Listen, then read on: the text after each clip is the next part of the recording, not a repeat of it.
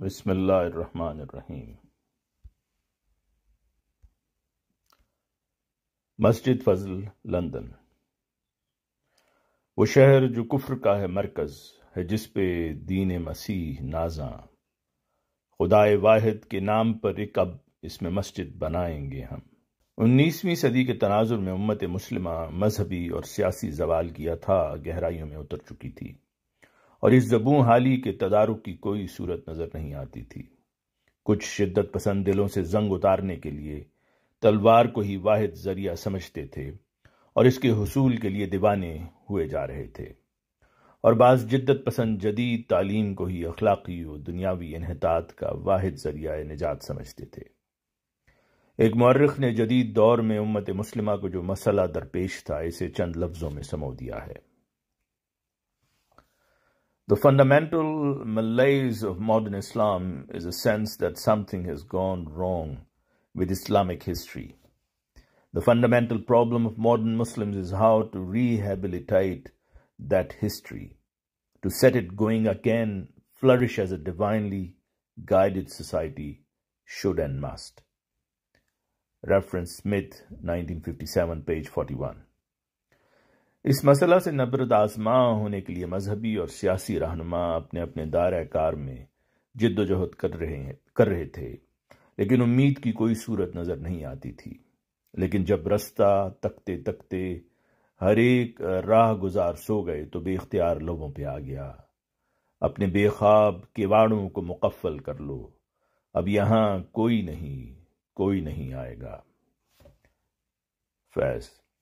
یہ وہ تناظر تھا جب ایک ماہتاب لب جو آیا اور یہ نوید سنائی، ابھی تیسری صدی آج کے دن سے پوری نہیں ہوگی، دنیا میں ایک ہی مذہب ہوگا اور ایک ہی پیشوا، میں تو ایک تخم ریزی کرنے آیا ہوں، سو میرے ہاتھ سے وہ تخم بویا گیا، اور اب وہ بڑھے گا اور پھولے گا، اور کوئی نہیں جو اس کو روک سکے۔ بحوالہ تذکرۃ الشہادتین۔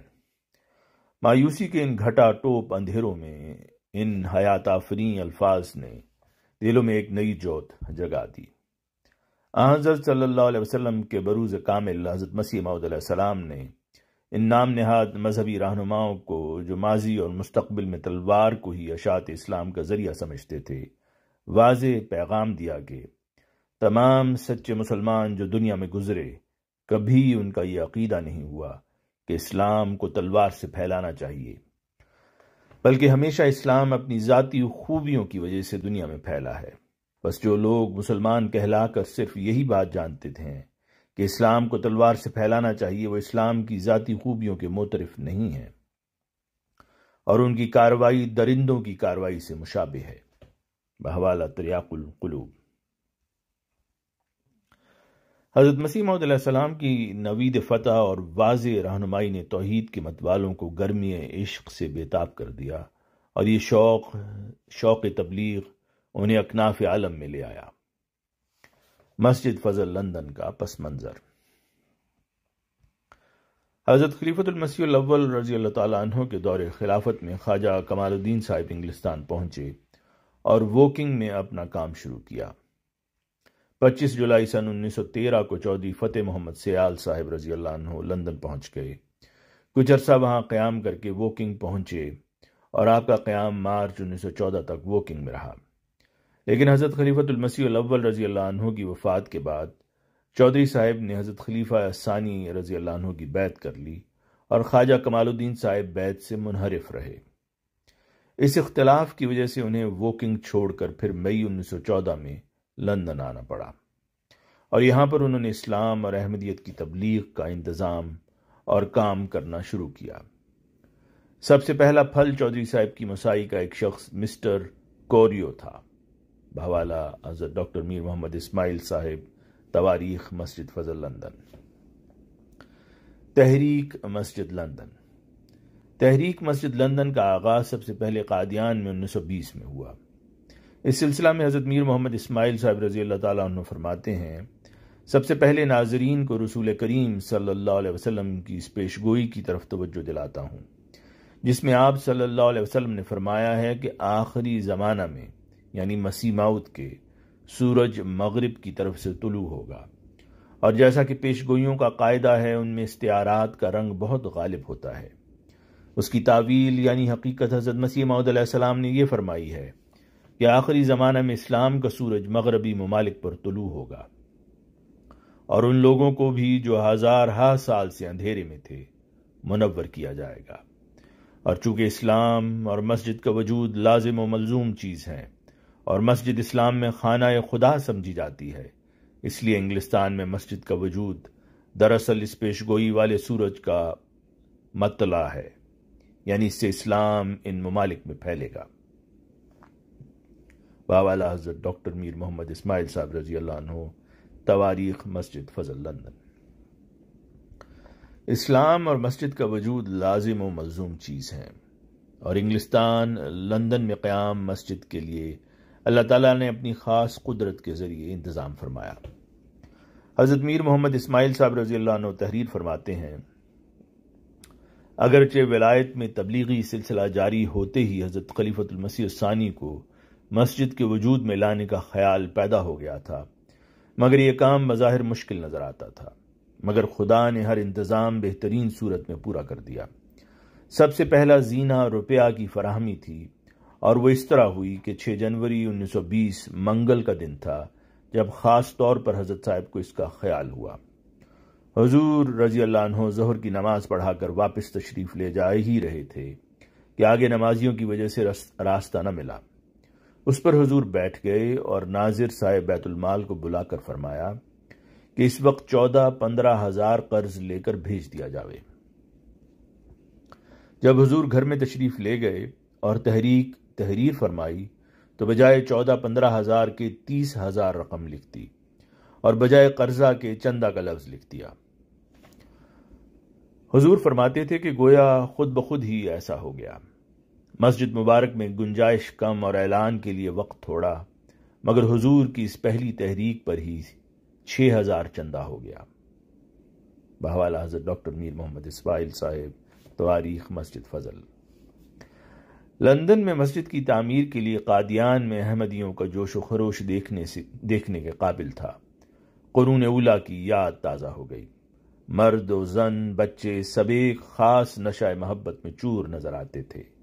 کئی عورتوں نے اپنے زیور اتار دیے اور بہتوں نے ایک مرتبہ چندہ دے کر دوبارہ جوش آنے پر اپنے بچوں کے نام پر، اور پھر بھی جوش نہ تھمتا تو اپنے وفات یافتہ رشتہ داروں کے نام سے چندہ دینا شروع کر دیا۔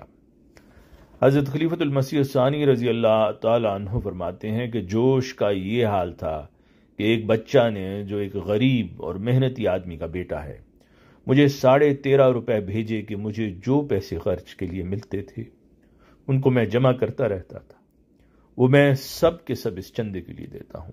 بحوالہ حضرت ڈاکٹر میر محمد اسماعیل صاحب۔ بڑوں اور بچوں کا یہ ذوق و شوق دیکھ کر واقعہ یاد آ گیا کہ جب حضرت صلی اللہ علیہ وسلم غزوہ بدر کے موقع پر صحابہ کرام رضوان اللہ عنہم کے ساتھ تشریف لے جا رہے تھے، مدینے سے تھوڑی دور نکل کر حضرت صلی اللہ علیہ وسلم نے ڈیرا ڈالنے کا حکم دیا۔ کم عمر بچے جو حضرت صلی اللہ علیہ وسلم کی ہم رکابی کے شوق میں ساتھ چلے آئے تھے واپس کیے گئے۔ عمیر بھی کم سن تھے، انہوں نے جب بچوں کی واپسی کا حکم سنا تو لشکر میں ادھر ادھر چھپ گئے، لیکن آخر ان کی باری آئی اور حضرت صلی اللہ علیہ وسلم نے ان کی واپسی کا حکم دیا۔ یہ حکم سن کر عمیر رونے لگے اور آپ صلی اللہ علیہ وسلم نے ان کے غیر معمولی شوق کو دیکھ کر انہیں اجازت دے دی۔ بحوالہ ذکر عمیر بن ابی وقاص، بحوالہ سیرت خاتم النبیین۔ حضرت صلی اللہ علیہ وسلم کے بروز کامل کے دور میں گو یہ مالی جہاد کی تحریک تھی، لیکن ذوق و شوق اور جوش کی وہی جھلکیاں نظر آ رہی تھیں۔ 6 جنوری 1920 کو تحریک 30,000 روپے سے شروع ہوئی۔ غرض روپیہ ولایت جاتا رہا اور آخری قسط 21 فروری 1920 کو کل روپیہ جو اس وقت ولایت بھیجا گیا 64,650 روپے تھا۔ بحوالہ حضرت ڈاکٹر میر محمد اسماعیل صاحب، تواریخ مسجد فضل لندن۔ حضرت چودھری فتح محمد سیال صاحب رضی اللہ عنہ نے مرکز سے ملنے والی اطلاع کے مطابق لندن پٹنی ساؤتھ فیلڈ میں زمین مکان 2223 پاؤنڈ میں خریدی۔ مسجد فضل لندن کا سنگ بنیاد۔ حضرت خلیفۃ المسیح الثانی رضی اللہ عنہ کو خیال آتا تھا کہ میں اس مسجد کا سنگ بنیاد رکھوں۔ یہ پاک خواہش ان خواہشوں میں سے ایک تھی جو دنیا کی رستگاری کے لیے آنے والے لوگوں کی ہوتی ہے، لیکن اللہ تعالیٰ نے اس خواہش کی تکمیل کے لیے عجب سامان پیدا کیا۔ اور مزید کہتے ہیں، حضرت ڈاکٹر صاحب مزید کہتے ہیں کہ شروع 1924 میں انگلستان کی مشہور ویمبلے نمائش کے سلسلہ میں socialist leader mister William Loftus Hare نے یہ تجویز کی کہ اس عالمی نمائش کے ساتھ ساتھ ایک مذاہب کانفرنس بھی منعقد کی جائے۔ کمیٹی کے جوائنٹ سیکرٹری ایم شارپلز نے محسوس کیا کہ اسلام سے متعلق احمدی جماعت کا نقطۂ نگاہ ضرور پیش ہونا چاہیے۔ انہوں نے کمیٹی کی توجہ دلائی کہ انتخاب مقررین میں نیّر صاحب یعنی حضرت مولوی عبد الرحیم نیّر صاحب رضی اللہ عنہ سے ضرور مشورہ لیا جائے۔ آپ یعنی نیّر صاحب نے حضرت صوفی حافظ روشن علی صاحب کا نام لکھایا، مگر ساتھ ہی بتایا کہ حضرت مرزا بشیر الدین محمود احمد خلیفۃ المسیح الثانی امام جماعت احمدیہ کی اجازت سے ہی حافظ صاحب آ سکیں گے۔ کمیٹی نے فیصلہ کیا کہ حضرت خلیفۃ المسیح الثانی کی خدمت میں کانفرنس میں شمولیت کی درخواست کی جائے اور صوفی صاحب کو بھی ساتھ لانے کی گزارش کی جائے۔ اس طرح حضرت خلیفۃ المسیح الثانی اید اللہ تعالیٰ بن نصر العزیز کی خدمت میں انگلستان کے سربراوردہ مستشرقین کی طرف سے دعوت نامہ پہنچا۔ بحوالہ تاریخ احمدیہ جلد 4۔ حضرت خلیفۃ المسیح الثانی رضی اللہ عنہ نے احباب سے مشورہ کیا تو 90% جماعتوں نے بھی یہی مشورہ دیا کہ حضور بنفس نفیس تشریف لے جائیں۔ پھر حضور نے بھی اور 40 کے قریب دوستوں نے استخارے بھی کیے، جن سے اسی مشیت الہی کا علم ہوا کہ خود آپ ہی کو تشریف لے جانا چاہیے۔ بحوالہ تاریخ احمدیہ جلد 4۔ بالآخر حضور اید اللہ تعالیٰ بن نصر العزیز نے فیصلہ فرما لیا اور روانگی کی تاریخ 12 جولائی 1924 معین کر دی گئی۔ 12 جولائی 1924 کو حضور اید اللہ تعالیٰ حضرت مسیح موعود علیہ السلام کے مزار مبارک پر صبح کے وقت دعا کرنے کے لیے تشریف لے گئے۔ 8 بجے کے قریب حضور رضی اللہ عنہ نے بیت الدعا میں لمبی دعا کرائی۔ حضرت ام المومنین نے دیر تک حضور کو گلے لگا کر دعاؤں سے رخصت فرمایا۔ بحوالہ تاریخ احمدیہ جلد 4۔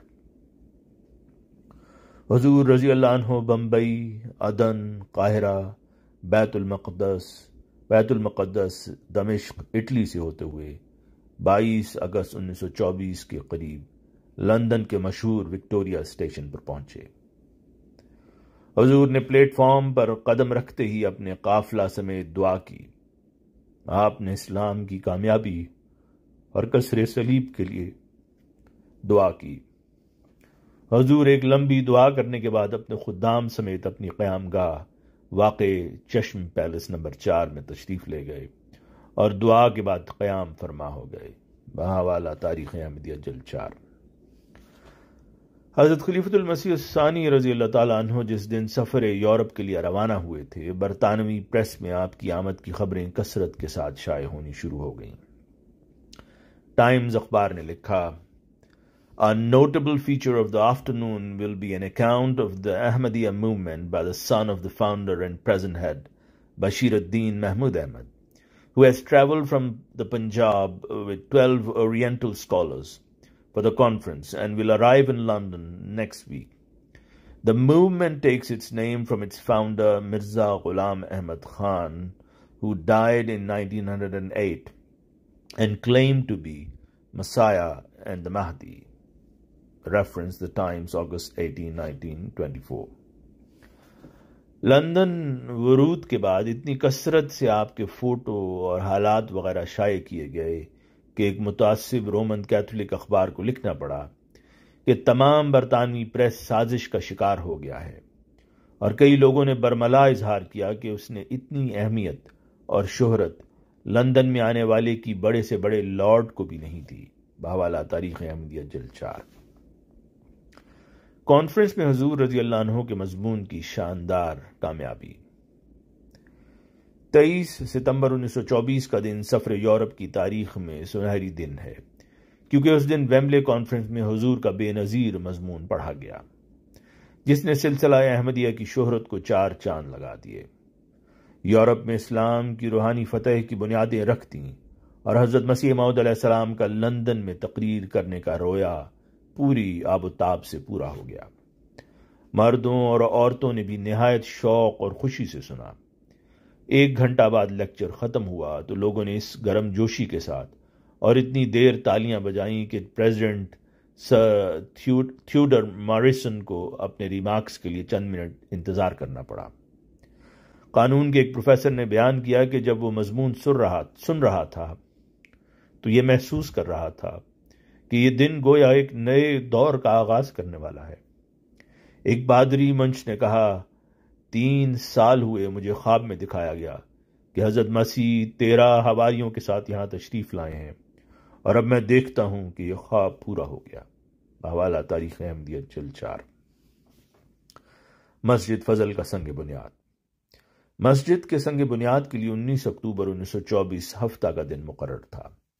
لندن کے اخبارات نے موسم کے متعلق پیشگوئی کی تھی کہ سورج نکلے گا، لیکن صبح ہی سے بارش شروع ہو گئی۔ جب اس کا ذکر حضور رضی اللہ عنہ سے ہوا تو آپ نے نہایت اطمینان سے فرمایا، یہ بہت اچھا ہے۔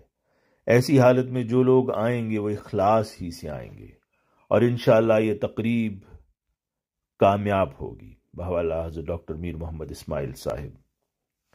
اللہ کے فضل سے یہ تقریب کامیاب ہوئی۔ 2 بجے سے ہی مہمانوں کی آمد شروع ہو گئی۔ لندن کے بعض اکابر اور پورٹ سمتھ تک کے بعض نو مسلم اور ہندوستانی اور ہر طبقہ کے لوگ تقریب میں آئے۔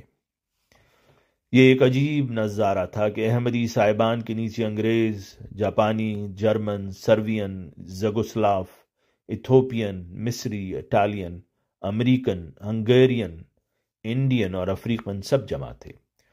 گویا مشرق مغرب کو حضرت اولو العزم نے ایک مقام پر اکٹھا کر دیا، اور مذہب کے لحاظ سے عیسائی، یہودی، زرتشتی، آزاد خیال، ہندو اور مسلمان سب تھے، اور یہ معزز مجمع 200 سے زائد آدمیوں پر مشتمل تھا۔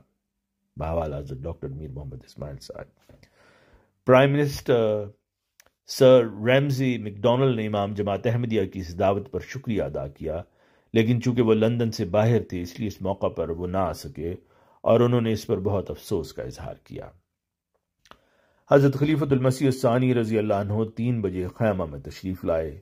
تمام حاضرین حضور کے احترام میں سر و قد کھڑے ہو گئے۔ آپ نے سب مردوں سے مصافحہ کیا۔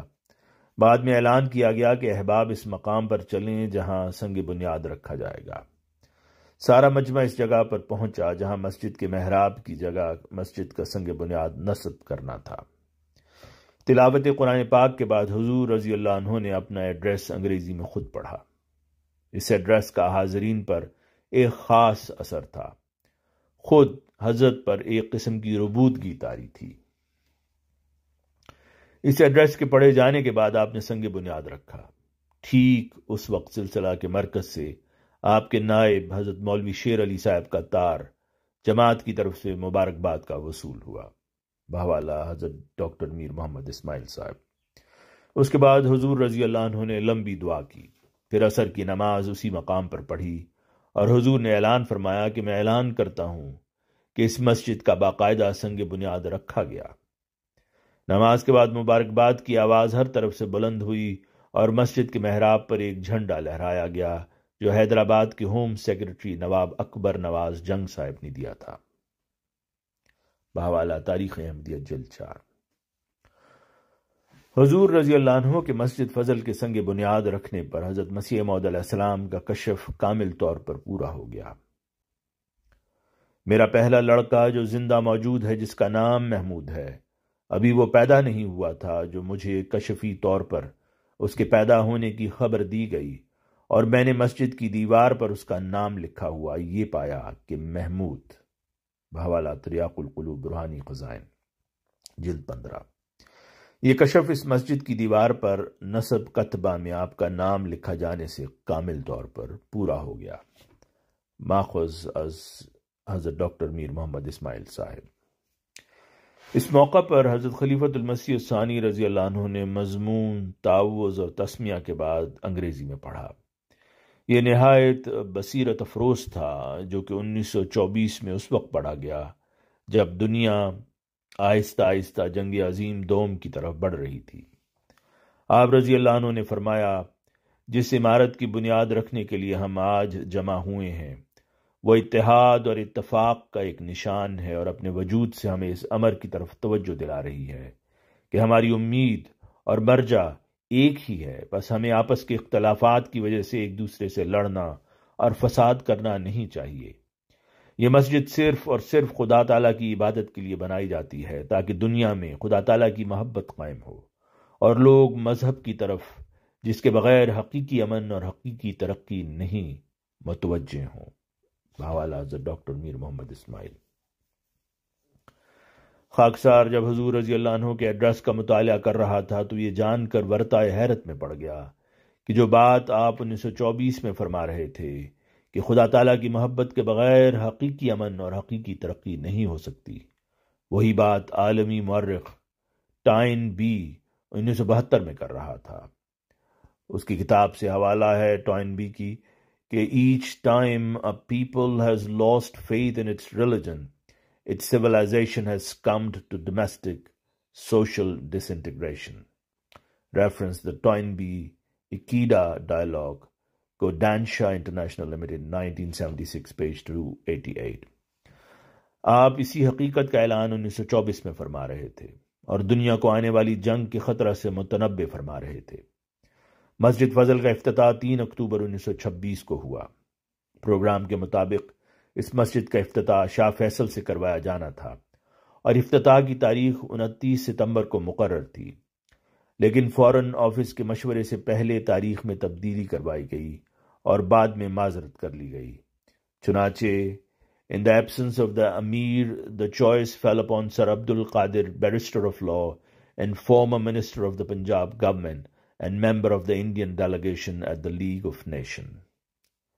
Reference the Times, October 4, 1926۔ مسجد کے افتتاح سے پہلے حضرت خلیفۃ المسیح الثانی رضی اللہ عنہ کا پیغام پڑھ کر سنایا گیا۔ آپ نے تحریر فرمایا، ہم لوگوں کا مقصد اس مرکز توحید میں بیٹھ کر محبت اور اخلاص کے ساتھ واحد خدا کی پرستش رائج کرنا اور اس کی محبت کو قائم کرنا ہوگا۔ آؤ ہم سب مل کر توحید کو، جن پر سب کا اتفاق ہے، قائم کریں۔ ہم لوگوں کے اندر یہ روح پیدا کریں کہ وہ تعصب سے آزاد ہو کر جو سب سے بڑا بت ہے خدائے واحد کی دیانتداری سے جستجو کریں، اور خواہ وہ کسی مذہب میں ہو اسے قبول کر لیں۔ ہم اس خدا کی طرف نہ جھکیں جو ہمارے دماغوں نے پیدا کیا ہے، کیونکہ وہ ایک بت ہے، بلکہ اس خدا کی طرف جھکیں جو اپنی زندہ طاقتیں ہمیشہ اپنے مقدسوں کے ذریعہ سے ظاہر کرتا رہتا ہے، اور پھر اس مشرق و مغرب کے خدا پر ایمان لاتے ہوئے یہ کوششیں کریں کہ دنیا میں امن و امان قائم ہو۔ بحوالہ حضرت ڈاکٹر میر محمد اسماعیل، تواریخ مسجد۔ اس خطبہ کے بعد خان بہادر سر عبد القادر نے چاندی کی کنجی کو امام سے لیا اور قفل میں داخل کر کے جب پھر آیا تو بآواز بلند یہ الفاظ کہے، خدائے رحیم و رحمان کے نام پر میں اس کی عبادت گاہ کا افتتاح کرتا ہوں۔ یہ بھی بحوالہ ڈاکٹر میر محمد اسماعیل صاحب ہے۔ سر عبد القادر نے اپنی خطاب میں فرمایا، مجھے امید ہے کہ وہ اس مسجد کے وجود سے جو اسلام کے اصولوں پر روشنی ڈالنے کے لیے عیسائیت کے مرکز میں بنائی گئی ہے پورا فائدہ اٹھائیں گے۔ بہت سے طالبان حق اس نور سے حصہ پانے کے لیے تیار ہیں جس کو ہمارے پیغمبر اعظم صلی اللہ علیہ وآلہ وسلم دنیا میں لے کر آئے تھے۔ بحوالہ حضرت ڈاکٹر میر محمد اسماعیل صاحب۔ مسجد فضل لندن عالم اسلام کے لیے ایک مرکز کے طور پر ابھر کر سامنے آئی، جہاں سے مسلمانان عالم کے مذہبی اور سیاسی حقوق کے لیے نہ صرف آواز اٹھائی گئی بلکہ رہنمائی کا فریضہ بھی ادا کیا گیا۔ فلسطین سے لے کر کشمیر تک مظلوم مسلمانوں کے حقوق کی جد و جہد کی گئی۔ سب سے اہم مرحلہ اس وقت آیا جب 1927 میں ہندوؤں کی طرف سے کتاب رنگیلا رسول اور رسالہ ورتمان میں حضرت صلی اللہ علیہ وسلم کی شان میں گستاخیاں انتہا کو پہنچ گئیں۔ اس موقع پر حضرت خلیفۃ المسیح الثانی رضی اللہ عنہ نے حضرت صلی اللہ علیہ وسلم کی ناموس اور حرمت کی حفاظت کی خاطر نہ صرف کامیاب مہم چلائی بلکہ آپ نے یہ تجویز پیش کی، لوگوں کو آپ پر یعنی حضرت صلی اللہ علیہ وسلم پر حملہ کرنے کی جرت اس لیے ہوتی ہے کہ وہ آپ صلی اللہ علیہ وسلم کی زندگی کے صحیح حالات سے ناواقف ہیں۔ اس کا ایک ہی علاج ہے، جو یہ ہے کہ رسول کریم صلی اللہ علیہ وسلم کی سوانے پر اس کثرت سے اور اس قدر زور کے ساتھ لیکچر دیے جائیں کہ ہندوستان کا بچہ بچہ آپ کی پاکیزگی سے آگاہ ہو جائے اور کسی کو آپ کے متعلق زبان درازی کرنے کی جرت نہ رہے۔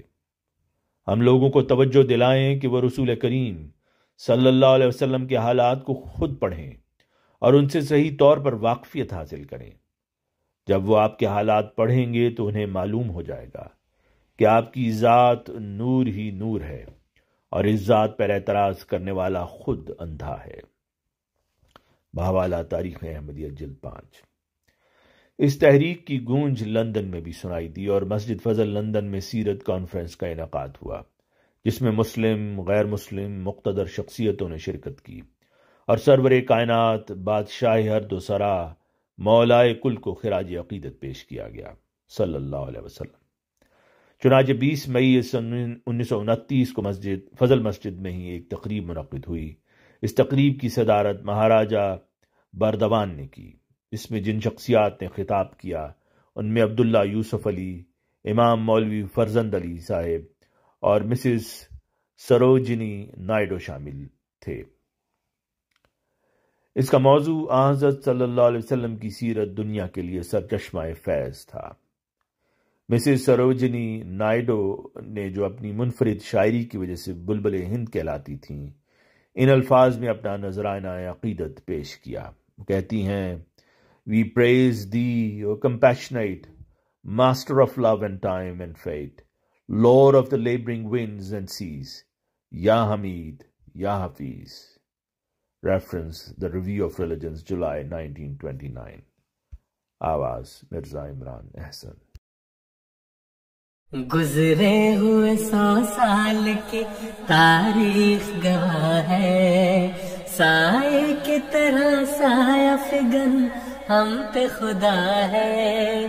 گزرے ہوئے 100 سال کی تاریخ گواہ ہے، سائے کی طرح سایہ فگن ہم پہ خدا ہے۔ اور رات جو آئے بھی تو پروانوں کو غم کیا، جلتا ہوا پر نور خلافت کا دیا ہے، جلتا ہوا پر نور خلافت کا دیا ہے۔ گزرے ہوئے 100 سال کی تاریخ گواہ ہے، سائے کی طرح سایہ فگن ہم پہ خدا ہے۔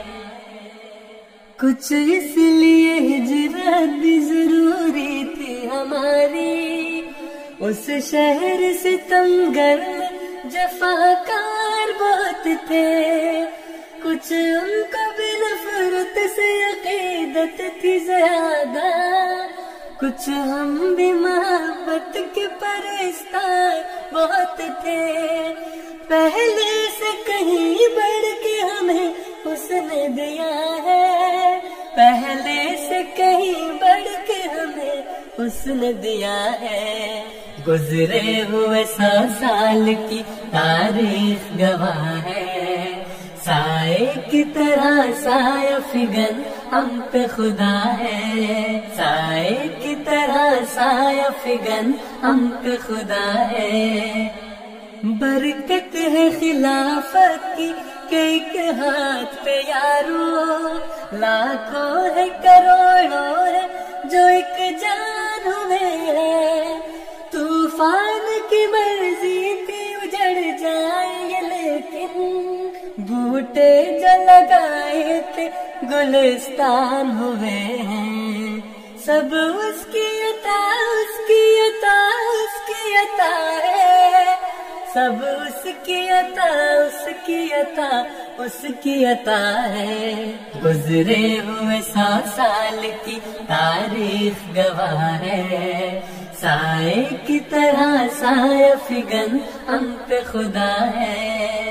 گزرے ہوئے 100 سال کی تاریخ گواہ ہے، سائے کی طرح سایہ فگن ہم پہ خدا ہے، سائے کی طرح سایہ فگن ہم پہ خدا ہے۔